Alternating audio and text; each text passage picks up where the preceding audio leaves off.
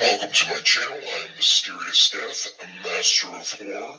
This is going to be part 4 of my Christmas horror. I watched Mercy Christmas, which came out in 2017, written and directed by Ryan Nelson and co-written by Beth Levy Nelson. The runtime is 1 hour and 23 minutes. When Michael Brisket meets the perfect woman, his ideal Christmas dream comes true when she invites him to her family's holiday celebration. Dream shattered, Michael struggles to survive once he realizes he will be Christmas dinner, which is kind of ironic since his name is Brisket. So it stars Andy, played by Cole Gleason. Casey O'Keefe plays Cindy. David Burkett plays Abe. Whitney Nielsen plays Catherine. Gwen Van Dam, wonder if she's related to Jean-Claude Van Damme, plays Granny. Stephen T. Bartlett as Clark. Joseph Keane as Philip. Stephen Hubble as Michael Brisket. DJ Hale as Eddie. Dakota Shepard as Denise. Ryan Boyd as Bart. The movie starts out with Michael tied up in Christmas lights, and he's screaming for help as we see like a blood-splattered plastic sheet in front of him, and he's screaming. Then it goes to 2 days prior at his Christmas party. We see an office Christmas party going on, people having a good time, and then we see him in his office. He's very shy, awkward, antisocial, doesn't have any friends, but he loves the holidays anyway. He's all dressed up, eating some gingerbread cookies and finishing up some work. His boss, Andy, comes in and tells him that he needs to do some more work. He's got a big important meeting in a couple of days, and he's got to get all this stuff done by Christmas for his meeting the 26th. Even though Michael is disappointed that he has to do all this work, he has a Christmas party invitation. He tries to invite his boss to come, and Andy tells him that he has a Christmas dinner to go to. So after that, we cut to a scene in a bar where there's a couple of women, and the bartender is giving drinks to the one, and she's saying how much she fucking hates Christmas, and the other one might be a friend or a regular customer trying to make jokes and cheer her up, and then all of a sudden she says that she's about to be sick, and Catherine is the bartender, we find out, is telling her that she's not going to throw up there. You're going to the bathroom, and jumps from behind the bar and tries to hurry up and help her.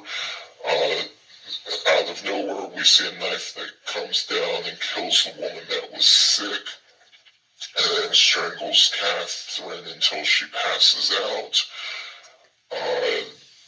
This is from some person, some big guy in a trench coat that we don't see. And then he goes and he kidnaps an older man from his home. Another person is trying to scalp tickets out on the street. No one's buying them. And so once they all walk away and he's by himself in the parking lot, he hears someone asking if he still has tickets. He says yes, turns around, beer bottle smashes into his head, knocks him out, and then he's dragged into the truck with all these other bodies.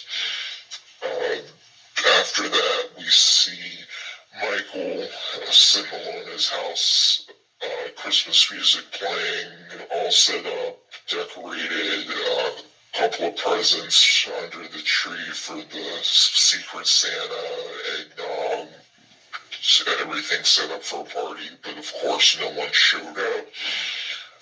we hear a knock at the door, and it's Cindy, the new secretary, who had brought him the work that he was supposed to do, and she explains how she saw the invitation on Andy's desk and thought that the party was for everybody, and she decided to show up.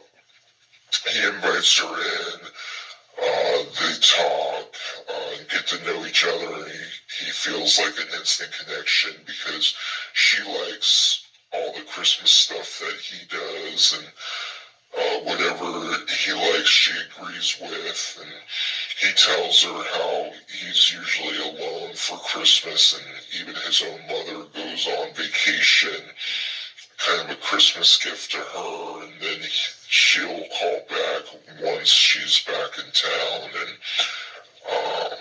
they're drinking eggnog, having a good time, and she decides to do the Secret Santa, and he's like, well, it's not much of a secret, and she didn't care.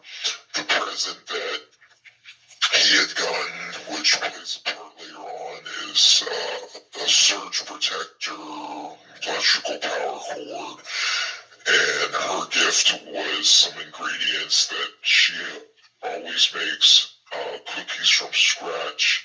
It was her mother's recipe who passed away, and she feels like she kind of bummed him out, and she apologized, and he said, no, don't worry about it, let's just have some more eggnog, and they talk some more, and, until it's time for her to leave, she's feeling a little tipsy, and she thanked him for the invite, and he obviously likes her, but he didn't make any moves, and she leaves, and after he shuts the door, you can tell he regrets not either making a move or asking her to stay or whatever. And then he hears a knock at the door. She had come back and said that she doesn't want him to be alone on Christmas and invites him to family dinner. So the next day, they leave about 10:30, end up around lunchtime to meet the family. And they seem like a really nice family. Granny and the brother, Bart, and all of them, just seem like a normal family, which we find out they aren't, of course. There's another visitor there, Philip, who says that he was an ex-boyfriend of Cindy. She was like, no, we weren't. And but the dad was saying how he's always invited there. He's part of the family, he's always welcome. And as they're all eating dinner, or lunch, I'm sorry, the father comes out with some eggnog, saying how he heard that Michael likes eggnog, and he gives a quick toast, and then Michael gives his toast, thanking them for inviting him, that he's never really had a Christmas dinner with anyone, and it's his favorite holiday, blah, blah, blah. He gulps down the eggnog, and he starts to get a little dizzy. We see, like maybe he's about to pass out, and as he's like getting a little drowsy, Andy walks in, says, hey sis, to Cindy. So we find out this is his family, and Michael's all confused, and Andy's looking at him, he's like, so how do you like my family? He's like, they're nice, and boom, passes out. He wakes up in either the basement or cellar, and he starts screaming, and someone tells him to be quiet, and there's a few other people in there that we had seen getting kidnapped, and they don't know what's going on, and they ask what he was doing there, and Bart comes in, grabs the older guy to go off and kill him, to start cooking for some more lunch, dinner, and then Christmas dinner. I guess they continue to cook, but they wait. They want to keep a fresher, as we find out that that's what Bart was saying, how doesn't mean they can't tenderize them. And he takes a turkey carver, cuts into Michael a little bit at one point, and he asks Bart what's going on, and the people are surprised that they know who he is, and then he knows the family. They're like, oh shit, there's a whole family up there. And Andy brings Michael up, and he wants him to finish that work that he's supposed to do. And he was like, it's a predicament, you're here for dinner, but you still got to get this done. And he uses that power cord surge protector to plug in the Christmas lights that are tied around Andy that he had gotten Cindy, and to electrocute him to make him do the work. And so he's still doing work, and the family, Granny's talking about going to church, so it's kind of weird that a family of cannibals still want to go to church. And it's basically they're all trying to escape.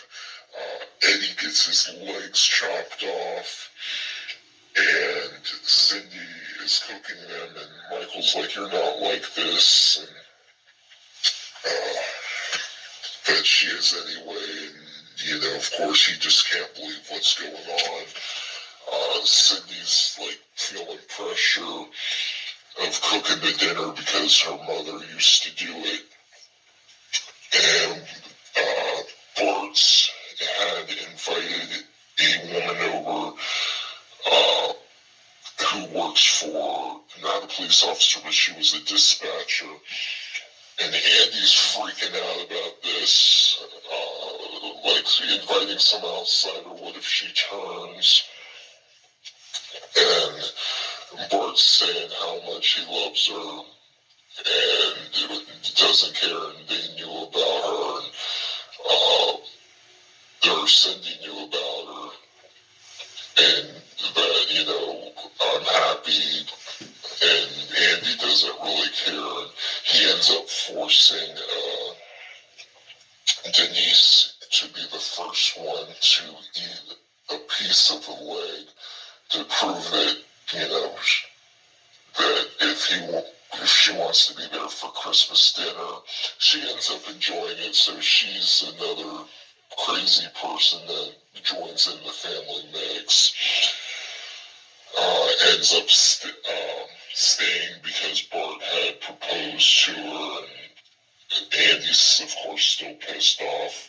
Whatever, even the father was saying how his wife, Andy's mother, at first didn't know about it, but was welcome to the family. So we got a little family drama going on. And Eddie is down there with no legs. And they're just being beaten. I don't want to go too much into it, but there's some really good kills. We get later on the final